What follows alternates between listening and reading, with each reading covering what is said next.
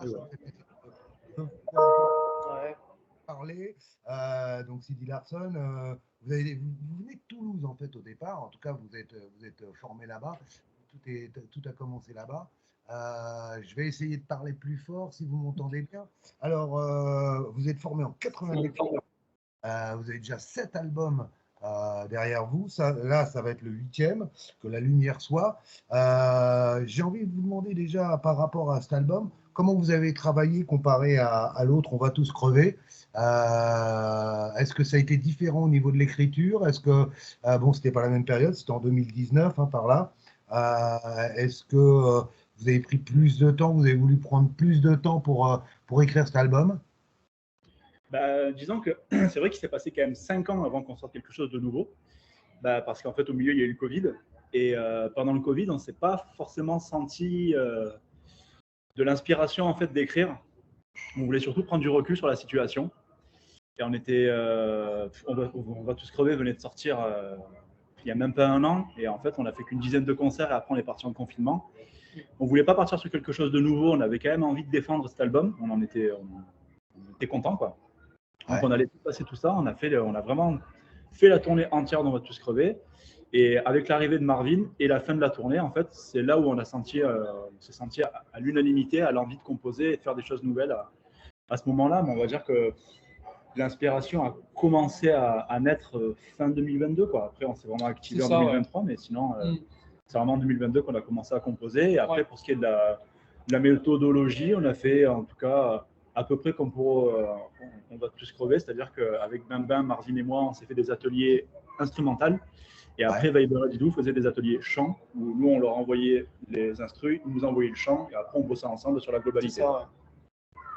Donc finalement, est-ce que vous êtes dans le style à composer énormément de morceaux et après faire une sélection, réécouter tout ça, enfin voilà, travailler là-dessus et faire une sélection pour mettre, là il y a 12 morceaux sur l'album, ou est-ce que vous composez simplement le nombre de morceaux qu'il faut, quoi? Moi personnellement, quand je suis pas du genre à en faire beaucoup, et je pense pas qu'on en ait eu beaucoup qui ont été mis de côté. Il y en a, mais il y en a eu. Mais ça, pour moi, ça a été ou alors ça a servi de bribe pour amener sur autre chose. Ça n'a pas été complètement écarté. Ça a été la première bribe, ça a été au tout début. On avait un morceau qui n'a pas été gardé, mais les paroles ont été transférées sur notre projet. Dans ce sens-là. Mais après, sur 12 morceaux sélectionnés, on a dû en faire 15, 16. Ouais. Pour moi, c'est pas un énorme. Non, ça va. Ouais. Et c'est surtout, en fait, ce qui fait un petit peu la sélection du morceau, c'est savoir si ça inspire les chanteurs. Nous, on va proposer la musique et si les chanteurs, ça les inspire, voilà, ils le prennent et on en fait quelque chose. Et c'est vrai qu'à partir du moment où on voit que les chants, ils n'arrivent pas vraiment à poser quelque chose dessus, ils ne sont pas forcément à l'aise, en fait, c'est pas grave. Il faut que ça marche sur le chant et après, on trace là-dessus, quoi. Alors, cet album, vous l'avez appelé Que la lumière soit. Vous avez appelé cet album Que la lumière soit. Celui d'avant, c'était On va tous crever. Bon, là, c'était clair comme message. Pas super optimiste. Là, j'ai l'impression que c'est nettement plus optimiste. Que la lumière soit. On sent, même si la pochette est un peu rouge, alors après, on l'interprète comme on veut. Mais j'ai l'impression que c'est un album peut-être plus optimiste, où vous avez toujours ce côté, on l'entend d'ailleurs à travers les paroles, ce côté revendicatif, enfin très en colère, quoi. Voilà, c'est ça. Après, au niveau des paroles, pour citer ce que disent les chanteurs, c'est quand même un peu plus métaphorique par rapport à ce qui a été fait avant. C'était un peu plus rentre dedans avant. Et là, il y a quelque chose d'un petit peu plus métaphorique et vaste. Oui, moins frontal. Une volonté d'être un peu moins frontal, un peu moins dans la temporalité aussi. Pour parler au plus grand nombre et puis je pense que le message se porte mieux comme ça, parce que du coup il est plus lisible. Oui, après voilà, c'est une nuance, effectivement le titre est beaucoup plus optimiste, mais il est sujet à interprétation et c'est forcément, il peut y avoir un peu de second degré derrière.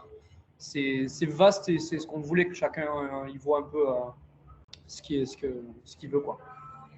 Vous avez travaillé en studio, vous avez travaillé avec Plume. Oui, ouais, Vous avez c'est travaillé ça. avec Plume, ça a été masterisé par Drew Lane à New York, Lavigne à New York, Oui. qui a travaillé avec Foo Fighters, Terror, enfin plein de groupes. Comment ça s'est passé déjà les sessions d'enregistrement? Est-ce que en studio vous travaillez beaucoup, vous répétez beaucoup en amont pour finalement entrer en studio, ou est-ce que c'était en home studio? Comment vous avez travaillé? Sur la création et la compo, c'est vrai qu'on s'est retrouvés pas mal tous les trois dans le local de répétition. On s'amusait des fois à jouer les riffs pour être sûr un petit peu de savoir comment ça va rendre. Après, au studio, au sujet de la méthodologie, là où on s'est plutôt senti à l'aise, c'est qu'en fait, on n'a pas fonctionné par session. On s'est dit, ça va être 2 semaines de batterie, 2 semaines de basse. En fait, on a installé tous les instruments. Et en fonction de l'inspiration et de l'envie de chacun, c'est ça. Et ben en fait, des fois le batteur, Marvin, pouvait faire 4 morceaux, et puis moi je faisais un morceau ou 2 à la basse, après on passait à la guitare, et ça permettait aussi d'avoir ce luxe de pouvoir revenir des fois sur certaines étapes où quand on enregistre le chant définitif, il va y avoir peut-être des syllabes et des mots placés qui vont être différents, et Marvin des fois peut reprendre la batterie et essayer de claquer avec l'accent. Enfin voilà, il y avait cet avantage-là de pouvoir vraiment revenir sur des parties. Oui, c'est ça. Tout n'est pas écrit pour le coup à 100%. On essayait de l'avancer nos pré-prod du coup au mieux possible pour que du coup en studio on ait un peu le luxe de peut-être revenir sur certaines choses, mais qu'on soit pas encore avec du manque en tout cas. On a essayé de couvrir quand même tous les morceaux et à peu près tous les textes. Enfin même tous les textes étaient à 99% couplés, je pense. On a fait bosser un peu. Non, mais on arrivait quand même à quelque chose. Après, c'est vrai qu'on se laissait de la fantaisie. Bah, du coup, on a pu se la laisser parce qu'on avait quand même une base qui était fixe. Et du coup, on a enregistré cette base-là, à peu près comme elle était sur la pré-prod. Et du coup, le fait d'avoir du temps, et comme il disait, de tout monter en même temps, c'était au final peut-être même plus rapide que de se dire on finit toutes les batteries, après on fait toutes les basses, comme font pas mal de groupes depuis longtemps. Puis c'est sympa aussi de voir comment ça sonne avec un son de studio, même quand c'est mis à plat. Parce que la batterie programmée des logiciels face à une vraie batterie du batteur, mais des fois ça change vraiment la perception du morceau. Donc des fois, il y a plein de choses souvent qui nous semblent évidentes souvent sur le moment. Qui ne nous l'étaient pas du tout sur pré-prod. Donc ça a permis d'avoir un peu de recul là-dessus. Du coup, c'est cool. Vous avez enregistré un peu live en fait? Presque. Presque. Même instrument par instrument. On n'a pas joué tous en même temps, par contre. Mais on aurait pu. Il y avait à peu près tout qui était monté pour, mais par confort et pour aller un peu dans le détail. Il me semble pas que CD ait déjà enregistré live. Il me semble pas. Je pense pas. Et comme on était tous les deux pas là au début, mais évidemment. Et pour le mastering, le fait de le confier à Drew Lavigne, vous aviez, c'est vraiment quelqu'un avec qui vous aviez envie de travailler au niveau du mastering? Eh bien, en fait, donc l'enregistrement avec Plume et le mastering par Drew Lavigne, c'était une formule qu'on avait utilisée pour On va tous crever, en fait. Plume avait enregistré et mixé et Drew Lavigne l'a masterisé. On a voulu garder cette formule-là. Alors, on a changé plein de choses dans City pour la nouvelle tournée, vraiment, en termes de décor, vraiment, on fait plein de choses. Mais là, on a plutôt voulu approfondir avec eux, parce qu'on trouvait que c'était vraiment quelque chose qui fonctionnait bien. On a eu de très bons retours d'ailleurs par Drew qui disait que le mix de Plume, il le trouvait très cool et que c'était très bien masterisé. Donc, c'est dit que c'est une bonne formule qu'il fallait garder. Et voilà, on a préféré approfondir ce point une seconde fois. Puis on a eu une approche quand même assez différente avec Plume. Enfin, en tout cas, dans nos influences qu'on voulait. Donc en fait, même en gardant la même équipe, on a eu on a un résultat qui est quand même différent et c'est cool. Carrément. Alors toi, Marvin, en fait, tu viens d'arriver, enfin, tu viens, entre guillemets, puisque ça fait à peu près 2 ans que tu es dans le groupe. Comment ça s'est passé ton intégration? Tu arrives dans un groupe qui a quand même une longue expérience. On peut me dire que c'est des vétérans, tu vois. 97. Et comment tu t'es senti? Comment ça s'est passé? Comment tu t'es retrouvé à ce poste-là, le nouveau batteur de Sidi Larson? Alors, le tout début, en fait, il y a eu vraiment, vous avez posté des candidatures en fait en ligne, tout bêtement. Donc moi, j'ai postulé. Je me suis dit pourquoi pas, mais pour moi, il y allait avoir beaucoup de candidatures, il y allait avoir beaucoup de batteurs, et je pensais pas que ça allait être possible, sincèrement. Donc j'ai postulé, j'ai essayé de le faire au mieux possible. Et bon, bah, ça a plu, on s'est rencontrés. Humainement, ça a très bien matché. Donc, ce qui fait que je pense que ça a continué parce que effectivement, l'aspect musique est évidemment très important, mais l'aspect humain l'était tout autant. Et donc, il fallait que ça matche dans les deux sens. Parce que voilà, il n'y a pas que la musique, il y a les heures de camion, il y a les répétitions, il y a quand même une vie commune à avoir tous les 5 et même maintenant avec même l'équipe en général. Donc en fait, ça s'est fait comme ça. J'ai passé un été quand même avec eux pour qu'on fasse quand même des dates ensemble. Et en fait, courant d'été, ils m'ont demandé donc, si je voulais rester. Toi, en fait, donc toi, Sylvain, tu es arrivé il y a déjà un peu plus longtemps, hein, c'était en 2018. Donc en fait, on peut dire que vous êtes les deux petits jeunes du groupe, quoi. les genoux, quoi, qui sont arrivés, en tout cas les deux derniers. Tu as vécu comment, toi, ton intégration, l'arrivée de Marvin? Enfin, en 2018, ça s'est passé comment? C'était simple pour toi? C'était évident? Sidi Larson, c'était un groupe que tu appréciais aussi? Bah, carrément, en fait, déjà, l'arrivée et le choix de Marvin s'est décidé à l'unanimité. Et c'est cool parce que moi, j'ai pu, ce qui traverse, je l'ai vécu en fait. Donc, de le voir de cet œil, c'est aussi intéressant, je trouve. Ouais. Alors, il y a deux singles, hein. Il y en a un qui vient de sortir, Intox. Il y a le premier qui s'appelle On revient sur Terre, avec un très beau clip, hein, dans une sorte d'église, enfin chapelle, église abandonnée, hein, complètement détruite. Déjà, pourquoi avoir. C'est un titre qui est très, très accrocheur, je trouve, avec un refrain tout de suite qui reste en tête. Et pourquoi vous avez choisi spécialement ce titre-là? Il y a 12 morceaux, hein, quand même. Enfin, il y a deux petits préludes. Hein. Oui, c'est ça. Une sorte de prélude. Mais 12 morceaux, donc il y a de quoi faire, hein, quand même. L'album est assez long, ça c'est bien. Au moins, on peut écouter de la musique. Pourquoi avoir choisi spécialement ce titre-là? Alors, pourquoi on a choisi ce morceau-là? Ça nous a semblé quand même assez évident au fil des compos. Même quand on rentre en studio, je crois qu'on avait déjà choisi ce morceau-là. Pour nous, c'était un morceau fort. Ouais, c'est ça. Il y avait, moi, je me rappelle, en tout cas, c'était l'argument premier, c'est que je trouve que dans ce morceau-là, il y a un petit peu tous les éléments qu'on va retrouver dans l'album. C'est ça. Alors, en termes en tout cas, musicalement parlant, voilà, il y a ce refrain un petit peu épique, épuré, le couplet posé, mais il y a aussi un pont qui est quand même assez métal et rentre dedans, qui place pas mal. Je me suis dit, c'est cool, il y a quand même un peu tous les ingrédients qui représentent en fait l'album. C'est quand même difficile souvent de choisir un morceau qu'on va représenter pour l'album. Oui. Et là, on a eu cette chance, ça nous a semblé quand même vraiment assez évident. Oui. Donc c'est pour ces raisons-là vraiment qu'on l'a choisi. C'est vraiment un condensé de Que la lumière soit. En fait. Ouais. Vous avez vécu comment le tournage? Tournage du clip Comment? Très très froid. Ah bon? On a eu l'idée. Il faisait chaud, moi.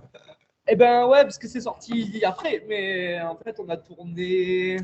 C'était en décembre, hein. Et donc bon, il y a des parties en studio, là évidemment tout allait bien, mais effectivement la partie chapelle, je sais pas, on est tombé sur la journée la plus froide du mois. C'était. Mais non, mais je plaisante sur ça. Après le reste, ça s'est très bien passé. On a travaillé avec Fléau, qui est un vidéaste. C'est la première fois qu'on travaille avec lui et ça s'est très très bien passé. On a été. Il y a eu un feeling très, très rapidement et en fait, voilà, tout s'est très bien passé. Ça a été rapide, on était très content du résultat très rapidement. Enfin, ça a coulé. Donc non, à part le froid, tout le reste était très agréable. Ouais. Beaucoup de figurations aussi de gens qu'on connaît, donc des amis, de la famille, des proches. Donc c'était chouette de partager ça aussi. Ouais. Qu'est-ce qui a eu l'idée de choisir cet endroit? C'est vous ou c'est Fléau? Tu me parles Fléau? La chapelle. La chapelle, c'est un peu secret comme endroit. On peut rien dire. C'est notre secte à nous. Hein. C'est notre secte à nous. Alors, après, si vous voulez rentrer dans la secte, on peut vous envoyer un message. On a tout fait. Hein. On a fait l'album, on a tout enregistré dans cet endroit-là. Hein. Mais à chaque fois, on détruit tout. Et on refait. Voilà, c'est ça. Voilà. Alors, non, sans blaguer, on peut pas trop dévoiler l'endroit. Hein. C'est un peu comme une secte, en fait. C'est un peu comme une secte. De toute façon, il y a un parallèle là-dessus qui est assumé sur le côté masqué et tout ça. C'est un parallèle avec ce qui est dit dans le morceau par rapport aux réseaux sociaux et tout ça. Fanatique. L'anonymat, voilà. Mais oui, non, la chapelle, on a eu la chance d'avoir ce lieu-là Et non, pour le respect de la vie privée, on ne peut pas dire exactement où c'est, mais c'est pas très loin de chez nous. D'accord. Bon, bah, avis aux amateurs. Entre Toulouse et Montpellier, mais littéralement.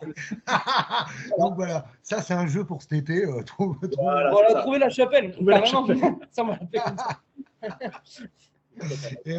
Et donc,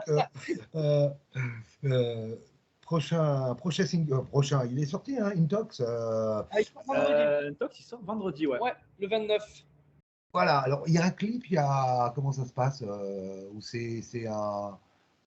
C'est un single, il sera mis en ligne sur les plateformes de streaming. Ouais. D'accord. Il n'y aura pas de clip à proprement parler. Il sera quand même sur YouTube et il y a quand même un effort de fait, mais on prévoit des clips pour la suite. Et, parce que là, on attaque les dates dès dimanche. Voilà. Donc en fait, on va se concentrer là-dessus. Et après la sortie de l'album qui arrive dans une vingtaine de jours au final, 19 avril. Tout à fait. Donc en fait, voilà, c'était un choix aussi de le sortir comme ça pour quand même enchaîner un peu de sorties parce qu'il n'est pas si vieux, on va tout crever, j'allais dire. On revient sur terre. Il est tout frais là, il n'est même pas sorti, donc c'est ça qui est bien. Il y a des morceaux ces deux morceaux-là qui vont être découverts. Est-ce que tu me disais que vous allez faire des dates là alors j'ai lu quelque part que c'était une sorte de nouveau départ. En tout cas, vous ameniez beaucoup de choses nouvelles avec cet album, avec la tournée. Vous avez envie de proposer quoi justement de nouveau Qu'est-ce qui est important pour vous? Là, on part sur quelque chose de totalement nouveau. C'est-à-dire que ce qu'il y avait avant en déco sur scène, je pense qu'il n'en reste plus rien. Non. Voilà. D'accord. Et on repart sur quelque chose de tout nouveau, un show très, très dynamique et lumineux, pour dire. Oui. Et voilà, on a fait peau neuve sur beaucoup de choses. Et on revient plus fort là-dessus, vraiment, sur les dates. Ouais. Il y a un truc qui est important sur cet album, et sur tous vos albums d'ailleurs, c'est que vous chantez en français et que le français est compréhensible. Et ça, carrément. Là, on apprécie parce que des fois, on se dit, bon, il chante en français, mais je comprends rien, quoi. Tu vois, dans la manière dont il s'exprime.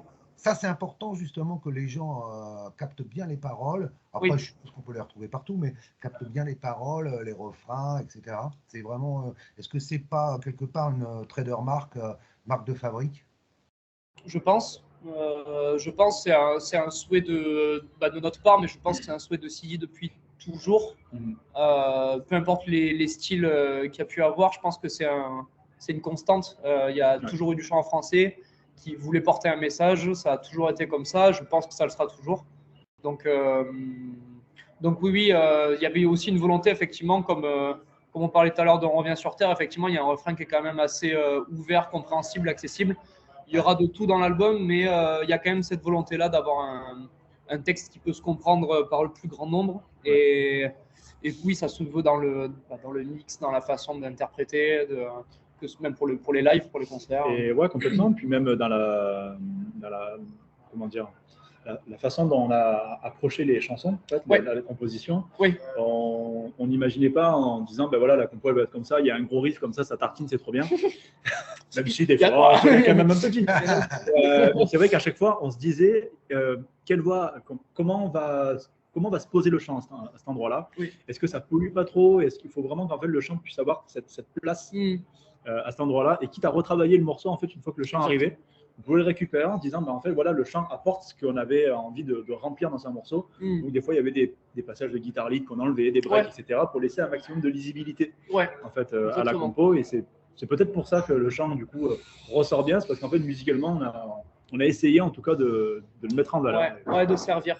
Et si tu le ressens comme ça, c'est cool, en fait. C'est vrai que vous n'êtes pas encore beaucoup à l'avoir entendu et c'est intéressant d'avoir ce genre de retour parce que nous, c'est ce qu'on voulait en tout cas. Donc, si toi, tu l'as ressenti comme ça, c'est très cool.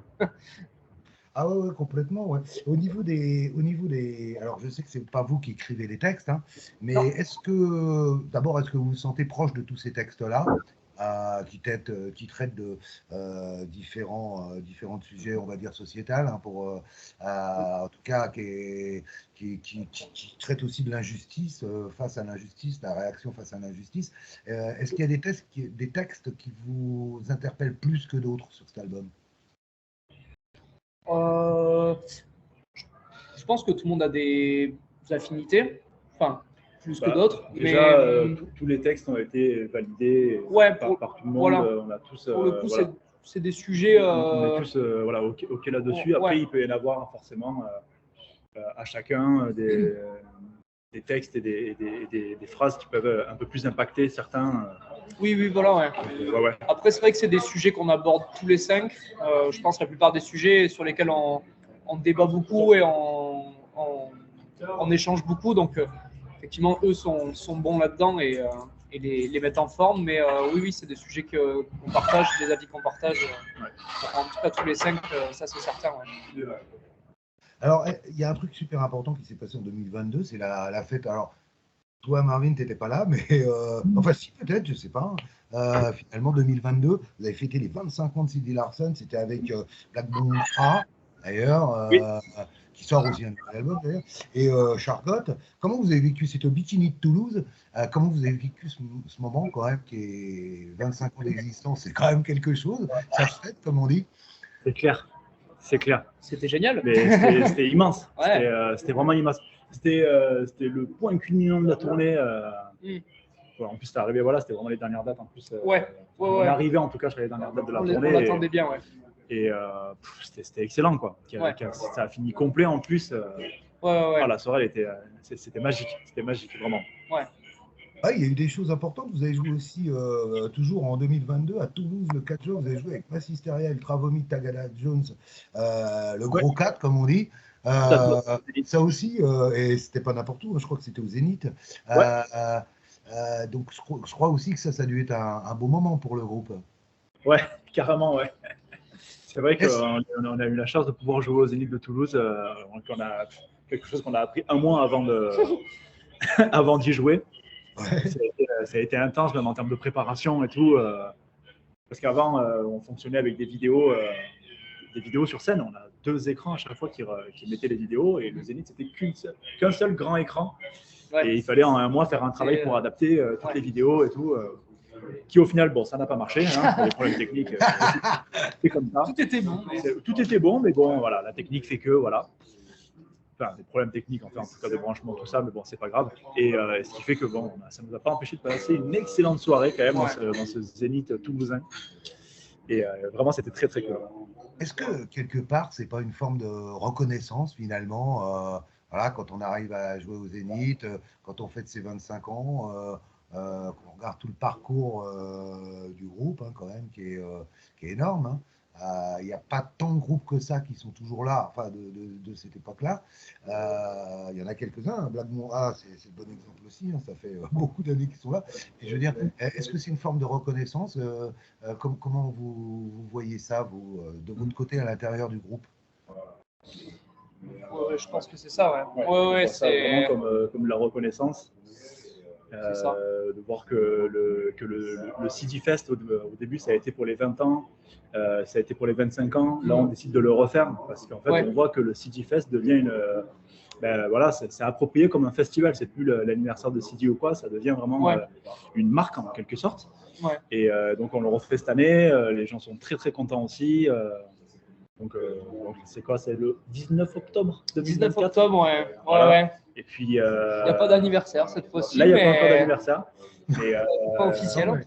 Dans 3 ans, il y a les 30 ans. Les 30 ans, ouais. Dans 3 ans, il y a les 30 ans. Et on y travaille. On y travaille déjà, ouais. Mais non, effectivement, c'est des steps à chaque fois qui font plaisir à atteindre, quoi, comme des beaux événements qui vont encore arriver. Et... c'est ça. Hier, on a annoncé, par exemple, le 11 octobre 2025, on va jouer à l'Olympia de Paris. Et ouais. Belle date, une belle salle. Ce sera le premier pour le groupe. L'histoire du groupe, tous, évidemment. Tous aussi, ça va être une première, ouais. C'est un peu le même genre je pense, de satisfaction de pouvoir faire ça un samedi en plus. Enfin, vraiment, voilà. C'est une belle soirée. Et... en termes de reconnaissance, ouais, ça me fait rêver, on en stresse déjà, mais 1 an et demi à l'avance. Ouais. Mais non, on est très reconnaissant et on espère qu'il y aura encore de beaux événements, mais ça passe par toutes les dates, c'est très cool. Qu'est-ce que vous essayez de transmettre sur scène au final? Qu'est-ce qui fait que vous vous dites ça c'est un bon concert? Qu'est-ce que vous essayez de transmettre? Qu'est-ce qui fait que ça vous vous dites waouh, vous sortez de scène et vous dites ça c'est vraiment un bon concert? Enfin, vous êtes content, quoi, comme on dit. Je pense qu'on a chacun nos petits. C'est subjectif, Je pense que c'est un peu subjectif, ça dépend de l'état de chacun. Effectivement, d'essayer de se conditionner, nous, déjà, pour passer le meilleur concert possible à chaque fois, c'est important. Donc, on essaie de trouver notre petite routine pour ça. J'y suis. Alors, pour moi, c'est un peu quand nous, on est bien, en fait, la réception du public, en général, hein, c'est ce qui compte. Si on voit que les gens sont réceptifs, dansent, chantent, nous, ça nous porte aussi. Et du coup, voilà, c'est donnant-donnant, quoi. Pour moi, un bon concert s'est bien passé quand les gens ont eu un bon concert. C'est ça. Des fois, il peut y avoir des problèmes des jours d'avant, même dans la journée ou quoi, où on n'est pas forcément dans un bon mood ou quoi. Et en fait, dès qu'on commence avec les premières notes et la clameur et l'énergie en fait, que donne le public, en fait, ça balaye. Ça annule tout. Ça annule absolument tout. Ouais. Et là, en fait, on est reparti après pour une bol d'énergie jusqu'au prochain concert, quoi. C'est ça. Jamais se dire que c'est fait avant que ce soit fait. Ouais, c'est clair. C'est bien ça. Ouais, c'est passé. Ouais, tu me disais, oui, le 31 mars, vous êtes à Fontenay-le-Comte, dans le 85. J'ai vu, il y a toute une série de dates au mois d'avril, pas mal de dates d'avril, en mai, en août aussi. Ça s'arrête même au Bikini, donc le 19-10. Est-ce que vous préparez, vous répétez beaucoup avant autant de dates? Je veux dire, il y a une préparation spéciale ou finalement vous êtes au point parce que vous jouez souvent et... Là, on n'a pas joué depuis août 2023. Ça fait 7 mois. Voilà. Et là, donc d'ici le 19 avril, et si je ne me trompe pas, on a environ 5 ou 6 concerts. Oui. On va jouer quand même les 2 morceaux qui seront sortis. Donc, on revient sur Terre et Intox, qui seront sur la setlist. Et donc, en fait, il y a l'ordre des morceaux qui change, la setlist qui change, notre intro, elle change. Comme je disais aussi, le décor est différent. Ce qui fait qu'une fois que le set après est calé et qu'après ça tourne, on va dire, entre guillemets, là, c'est vrai qu'on répète un petit peu moins. Mais là, en ce moment, c'est vrai qu'on y va quand même pas mal. On y va, ça nous rassure aussi. Mais c'est pour se rassurer. Le matériel aussi. Donc, en fait, c'est pour retrouver un petit peu nos automatismes. C'est ça. Il n'y a pas forcément que le morceau qu'il faut jouer par cœur, mais il y a aussi quelque chose à... Il faut l'intégrer, il faut le vivre aussi, ce morceau-là, il faut pas le jouer de manière robotique, quoi. Ça, surtout, c'est important pour les chanteurs, pour soigner les transitions aussi. Donc, voilà. Vraiment monter le show complètement de A à Z en fait sur les ans. C'est la façon dont on avait fonctionné. Du coup, moi, j'étais pas au début de la tournée au VTC, mais pour le coup, une fois qu'on était lancé et qu'on avait les dates régulières, après, on n'avait plus forcément besoin de répéter. Même si on changeait de morceau, en fait, on était prêt sur ça. Donc, on verra comment ça évolue parce qu'effectivement, c'est un début de tournée. Quand l'album va sortir, on va rajouter du coup des nouveaux morceaux. Et ça sera sans fin. Le but n'est pas de faire le même set pendant 3 ans. C'est ça. Mais par contre, c'est vrai qu'après, quand on joue tous les week-ends ou même des semaines condensées, non, effectivement, on n'a plus besoin de répéter, pas le temps non plus. Donc, ça va rouler comme ça, ouais. Vous avez joué beaucoup de morceaux, de nouveaux morceaux, je veux dire. Oh, la sortie, on devrait, ouais, on devrait. Et il y a ce côté que j'ai eu sur OVTC. C'est qu'en fait, on a envie de tout jouer. Oui. Et là, sur ce soir, j'ai vraiment envie de tout jouer. Et il faut jouer aussi les anciens. Et puis, c'est trop bien de jouer aussi les anciens morceaux. En fait, on a envie de jouer 2h30 à chaque fois. Et oui, on peut le faire qu'au Fest. Voilà, c'est ça. C'est compliqué d'allier les deux. Il y a toujours ce moment d'ailleurs où il faut choisir quel morceau on va mettre sur la setlist. C'est toujours un peu déchirant. Des fois, on a des sets un peu courts sur des cas de festival ou quoi. Donc, on sait qu'il y a des morceaux. Ce qui est compliqué, voilà, c'est 8 albums. Il y a des morceaux qu'on ne peut plus enlever, des morceaux d'avant. Et donc, en fait, ça réduit le choix des possibles, du coup. Donc, sur les 7 cours, on fait en fonction de ce qu'on sait qu'on joue. Et puis, quand ce sera plus long et que l'album sera sorti, on se permettra des variations et de jouer un peu plus de nouveaux, tout en gardant des anciens. C'est un peu de manip. Pour terminer, parce que je sais que le temps est précieux, et déjà j'ai envie de vous demander chacun, qu'est-ce qu'un bon bassiste et qu'est-ce qu'un bon batteur? On va pas raccrocher de suite alors. Non, je pense toi. Non, on parle chacun pour nos instruments, j'imagine. Oui, oui. Ouais. Bah, je veux dire, pour toi, le bon batteur, qu'est-ce que c'est? Je suppose que tu as plein d'influences, hein, que tu as des batteurs que tu as adorés. Bon, je me jette dans le vide parce que je sais pas où je vais. Mais pour moi, un bon batteur. Évidemment, il y a la technique qui compte un peu. Faut que ça joue en place. Moi, personnellement, ce qui me parle, c'est pas quelqu'un qui va être très démonstratif. Par contre, ça va être du feeling, ce que la personne dégage derrière son instrument, humainement, en fait, ce qu'elle va échanger avec les autres personnes de son groupe ou même avec le public. Moi, j'ai grandi avec des batteurs qui m'ont influencé, qui étaient plus comme ça que plutôt des techniciens purs. J'ai très sensible à l'approche des concerts et à l'approche de live. Un exemple, je sais pas, mais un des batteurs que je pense que j'ai toujours aimé, qui m'a bercé, c'était Mario de Gojira, quoi, qui a évidemment une technique monstrueuse, mais un jeu de scène en fait qui est tout autant. Donc moi, c'est vraiment ce qui me parle. C'est quelqu'un qui a la technique pour en mettre plein la tronche, mais qui va des fois faire quelque chose de très simple pour servir le groupe. Donc ça va au-delà de la batterie, en fait, c'est un bon musicien, genre c'est juste pour moi l'approche scénique est importante et en même temps quelqu'un qui sert son groupe, quelqu'un qui sert la musique. Voilà, c'est là-dessus que je prends les claques en général. Ouais, bah écoute, je pense que c'est pour les mêmes raisons que toi par rapport à la basse. Je pense qu'en fait, le maître mot, c'est être en fait à l'écoute des musiciens et être au service de la musique. Ouais. Parce que de penser qu'à soi et d'être démonstratif, ça ne sert pas vraiment à un groupe, ça ne sert pas non plus le morceau. Ou alors c'est un projet qui a le nom et le prénom de la personne, et ça après c'est très bien. Oui, oui. Mais voilà, mais après, je pense que le maître mot, et je pense même tout instrument confondu, faisant aussi de la guitare, c'est vraiment pouvoir être à l'écoute de chacun et savoir ce que va jouer l'autre, pas essayer de polluer ce qui se passe, savoir aussi où est sa place. Exactement. Ouais. Et ben voilà, je crois que on se rejoint là-dessus, je pense. Voilà, être à l'écoute. Profitez. Oh, on a plus de... Merci à vous pour l'interview, c'était vraiment sympa. Merci, et puis merci pour l'album, hein, parce que vraiment, moi j'ai trouvé que c'était un vrai bel album, comme on dit. Merci beaucoup. Merci, ouais. Ça fait plaisir. Il y a quelque chose dans cet album, quoi. Ok. Quand on tombe dedans, on reste dedans, quoi. Super, génial. Merci beaucoup. Ouais. On a hâte de pouvoir le défendre maintenant. Ouais, de ouf. Bon, à bientôt alors. Ciao, ciao. Bien sûr. Merci, salut. Salut. Ciao.